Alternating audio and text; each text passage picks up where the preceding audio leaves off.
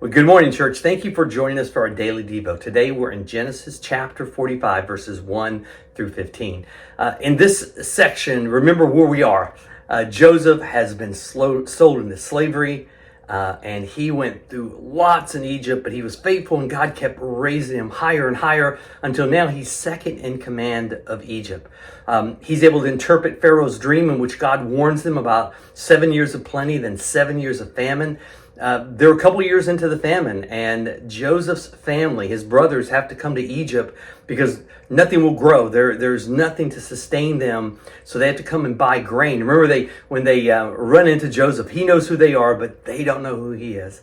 And he sets up an elaborate plan, ultimately, to try to get them to bring Benjamin, his little brother, from his mom. Remember, there were 12 sons from 2 wives, 2 concubines. And Joseph and Benjamin were the 2 from the one that Jacob loved the most. And so now they're in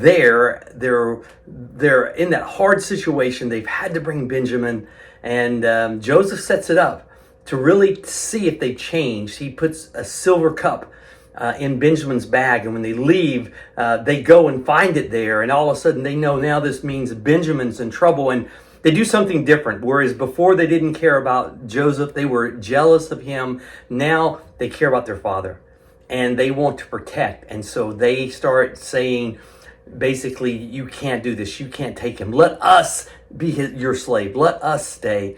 And we're in that pivotal point now where Joseph has heard all this. He sees a change of heart, and he's broken, and he just starts weeping. And you know, they have no idea what's going on until Joseph clears the room and he tells them, I am Joseph. Now, I've got to think, if you can freeze time at that moment, they've got to be so scared because they got to feel like, oh my goodness, it's payback.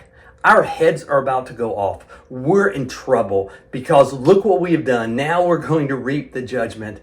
And yet, Joseph has wisdom. I've always liked the definition of wisdom is seeing life from God's point of view.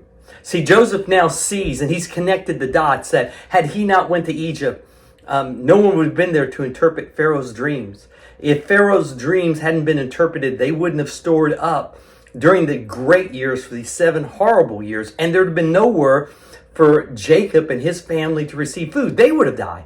And so in a sense, God worked out the circumstance to have him there at that time for what he was doing. And so rather than becoming bitter or angry, he saw it from a higher point of view. And he was able to, rather than attack them, to say, no, come, bring the family, come here. This is a place where you can stay safe because there's 5 more years of famine. See, I love that because so many times things happen in our life and we want payback or we want to see that person suffer. We want, it's a natural thing to happen. And yet sometimes we may see that God could be orchestrating things that ultimately bring him a greater glory.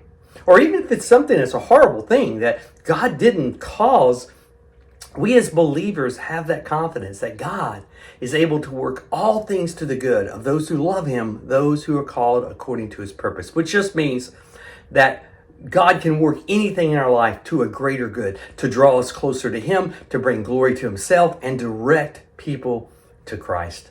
So, hey, I hope this encourages you. I would love to sit and have seen all the blood go out of the face of those brothers when they thought we're in trouble, but instead, Joseph was able to forgive. He was able to see God's purposes in that. And because of that, he didn't get bitter. Because of that, he was able to rejoice that God had done something so amazing and used him as a component in his will. Guys, I hope you have a great day. Again, I'm so glad you're on this journey with us, and I hope you'll continue tomorrow.